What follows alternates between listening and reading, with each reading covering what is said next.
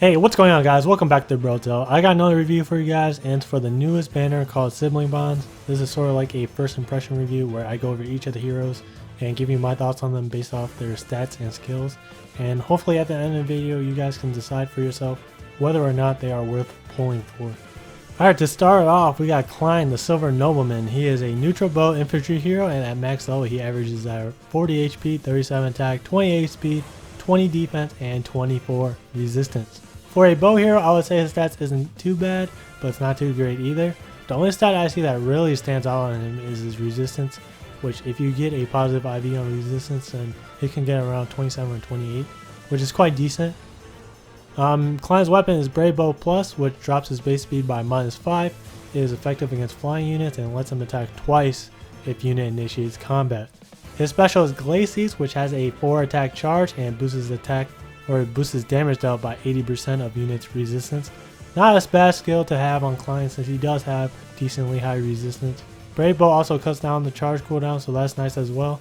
His type A passive is Death Blow, which grants him 6 attack if he initiates combat. This is a very good skill to have on a Brave Bow user because he does get 2 immediate attacks in, so he'll get +6 attack on both those hits. His type B passive is Quick Riposte, which lets Klein automatically make a follow-up attack if attacked at HP above or equal to 70%. This skill might be confusing for some people, but basically what it does is, let's say Klein is at full HP and he gets attacked and his HP drops below 70%. Klein will be able to attack 2 times before the enemy gets off his second hit. With Klein, obviously he does better with initiating combat rather than counterattacking since he does have a brave weapon and he has Death Blow. However, you can still use them to bait and counterattack mages, but probably not too many of them unless you have like a positive IV resistance or a healer on your team. If you want to use Klein effectively, I would say to pair him up with a dancer so he's able to pick off multiple units and reset his special skill faster. Overall, I think Klein is pretty good. I'd say he's probably the second best bow hero in the game, with Takumi being the first, of course. And I'll mention that Klein is probably nowhere near as good as Takumi. Is he worth the pull? I probably wouldn't go around spending my orbs hoping to get him, but if I did get him in one of my pulls, then I guess I won't be too mad either. So next on the list is Tsunaki, Begneon's Apostle. She is a Red Tome infantry hero, and at max level she averages around 33 HP, 51 attack, 27 speed, 17 defense, and 34 resistance. And goddamn, her HP sucks, defense sucks, and speed borderline sucks.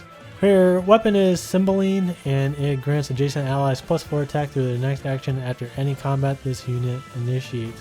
So it's sort of like spur attack on a weapon, so it's pretty good. AoE buffs are always good, but you gotta position your allies around her before she attacks. Not too hard. Her assist is Harsh Command. It converts penalties on target into bonuses. Not a bad assist skill to have on team. So her first passive is Triangle Adept. It gives her 20% extra damage if she gets a weapon triangle advantage and -10% if she is at a disadvantage. I don't like this passive ability in general because I think if you are at a weapon advantage, then that's enough for you to be able to take them out. So really you're just getting -10 attack whenever you're attacking at a disadvantage because you don't really need the extra 20%. So that's why I don't like this ability. The second passive is Hone Attack, which grants adjacent allies +4 attack through their next action at the start of each turn. I believe this doesn't stack with your weapon effect, so it gets kind of awkward. Not the best pair of skills to have together, but it does ensure that you get some sort of attack buff each turn without having to like set up your allies for when Tsunaki initiates combat. Overall, Tsunaki is a squishy target for physical attackers, but hits like a truck with her massive 51 base attack. She is extremely good versus green units, but not so much versus the blue units. So should you pull for her? I'd say yes if you need a Red Tome hero on your team. Otherwise, I say no. So next is Reinhardt, Thunder's Fist. He is a Blue Tome cavalry unit, and at max level he averages around 38 HP, 41 attack, 18 speed, 26 defense, and 25 resistance. He has super bad speed because of his weapon, which is Dire Thunder. This is the first Brave Tome weapon in the game, I think, and of course it lets him attack twice when initiating combat. His special is Blazing Thunder, which has a 5 attack charge. Before combat, this unit initiates foes in an area near target take equal to 1.5 times of unit's attack minus foe's defense or resistance. It's basically a better version of Growing Light because it has a 1.5 times multiplier tag onto it. And the high cooldown of the special is tolerable because Reinhardt does have a brave weapon. His first passive is Vantage, which lets unit counterattack first when attacked at 75% or below. So with 18 speed, he basically gets doubled by everyone, and Vantage is exactly what he needed to be able to kill enemies during the enemy turns. Although he probably will only get to use this one time because he has such low HP. So I posted 2 type C passives here because they are different. Spur Attack 2 grants adjacent allies +3 attack during combat, while Go Cavalry only does this for cavalry units within 2 spaces, but it's +4 speed and +4 attack during combat. So obviously Reinhardt is meant to be in a team paired up with many other cavalry units, but the problem is that there is no good cavalry units in game right now besides Abel. And guess what color he is? He's blue, just like Reinhardt, so there's no like diverse cavalry team you can make right now. Unless you use like average tier heroes like Ellawood, or maybe some new units, wink wink. Overall, I'd say he's not too shabby, but I would still rather use Linda or Male Robin. So I would only try to pull Reinhardt if you are planning on or already have a cavalry team. So up next is Alwyn, the Blue Mage Knight. She is also a Blue Tome Cavalry hero, and at max level, her base stats are 34 HP, 36 attack, 29 speed, 20 defense, and 30 resistance. So compared with Reinhardt, I think she has better stats, mostly because of her speed. Her weapon is also Dire Thunder. Her assist skill is Reposition, which can move adjacent ally to opposite side of unit. You can use these type of assist abilities in a lot of different ways, either getting units out of danger or like try and get a slow units like knights in the fight faster. Her first passive is Warding Blow. It grants +6 resistance during combat if unit initiates attack. So Alwyn gets around what, like 36 resistance. I guess she is a green tome killer. 2 type C passives just like Reinhardt. Spur resistance grants adjacent allies +3 resistance during combat, while War Cavalry grants cavalry units 2 spaces away +4 defense and resistance during combat. Okay, so I guess you can still run like 2 blues, a green, and a red unit for a rainbow team. Well, not like units, but cavalry units for a rainbow team. Once I talk about the next unit, then I'll suggest a team that I've been thinking about. But overall, she's great to use against green tome units, and combined with other cavalry units, she becomes even better.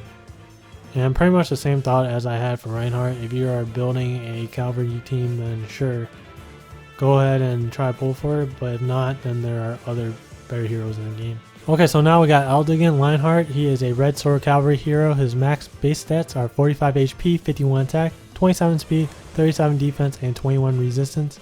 He's got a similar stats to Ephraim. They're pretty good stats, but he could use a little bit more resistance and speed, but then he might be too OP. Mistletoe is his weapon and is basically a killer weapon, which accelerates his special by 1 charge. Growing Light is his special, and it has a 5 attack charge and is basically a weaker version of Reinhardt's AoE special, since it doesn't have that 1.5 times multiplier. His type A passive is Fury, which grants him +3 to attack, speed, and defense, but the unit takes 6 damage after combat. That's a lot of stats that he gains, and it pushes him to around like 30 speed and 40 defense, but he has to take 6 damage afterwards. Definitely a kamikaze skill if you ask me. His type B passive is Lunge, and if unit initiates attack after combat, unit and targeted foe swap places. So another kamikaze type skill, because if he doesn't kill the enemy, then it might put him deeper towards the enemy team, but you can also use it to save a friendly unit from an enemy. It just really depends on the situation. So the big thing here is his type A passive, Fury. Aldegan already has high stats and might not need Fury, so remember that you don't have to use. So the last unit is Loxus, Lionheart's sister. She is a healer infantry unit and maxes at 39 HP, 45 attack, 22 speed, 22 defense, and 30 resistance. For a healer, her stats are pretty damn good. Besides the speed, she's definitely got more attack than most, if not all, the healers. Her weapon is Absorb, which recovers HP equal to half of damage dealt.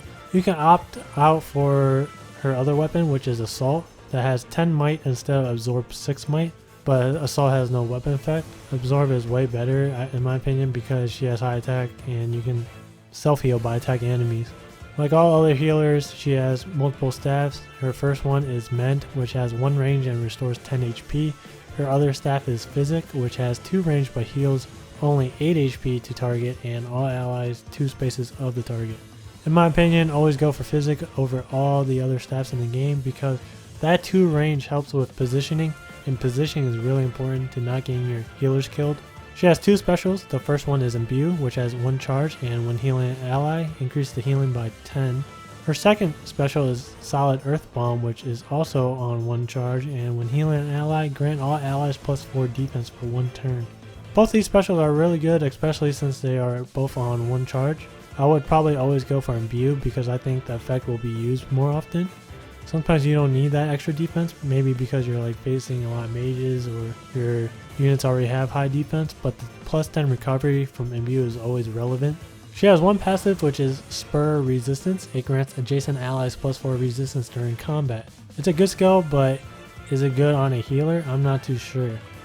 I don't see people using this skill very often since she is going to be in the back healing, but Loxus does have pretty high attack, so you can use her more offensively. So in the healer tier list, I think I would probably put Loxus at number 2 behind Elise. Elise also has the stats to be an offensive healer, but she has way more speed than Loxus. Elise also has better skills overall that mesh well together. Whenever Elise heals, she also heals for the same amount and gives an attack boost to others. The problem with Loxus is she has to either choose to either heal an ally and give the AoE defense buff, or attack to get HP back and grant allies resistance. However, Loxus does have physic and Elise does not, so she can play a little bit more safer.